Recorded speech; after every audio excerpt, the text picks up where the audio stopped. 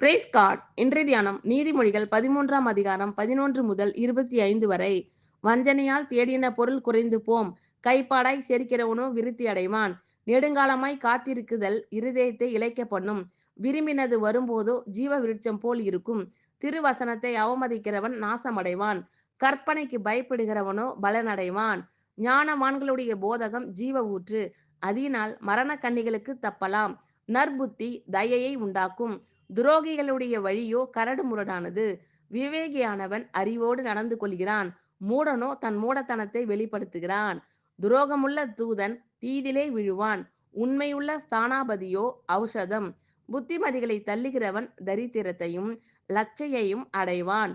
கடிந்து கொள்ளுதலை கவனித்து நடக்கிறவனோ கனமடைவான். வாஞ்சை நிறைவேறுவது ஆத்மாவுக்கு இனிது. தீமையை விட்டு விலகுவது மூடருக்கு அருவருப்பு. ஞானிகளோடே சஞ்சரிக்கிறவன் ஞானமடைவான். மூடருக்கு தோழனோ நாசமடைவான். பாவிகளை தீவினை தொடரும். நீதிமான்களுக்கோ நன்மை பலனாக வரும். நல்லவன் தன் பிள்ளைகளின் பிள்ளைகளுக்கு சுதந்திரம் வைத்து போகிறான். பாவியின் ஆஸ்தியோ நீதிமானுக்காக சேர்த்து வைக்கப்படும். ஏழைகளின் வயல் மிகுதியான ஆகாரத்தை விளைவிக்கும். நியாயம் கிடையாமல் கெட்டு போகிறவர்களும் உண்டு. பிரம்பை கையாடாதவன் தன் மகனை பகைக்கிறான். அவன் மேல் அன்பாய் இருக்கிறவனோ அவனை ஏற்கனவே தண்டிக்கிறான். நீதிமான் தனக்கு திருப்தியாக புசிக்கிறான். துன்மார்க்கருடைய வயிறோ பசித்திருக்கும்.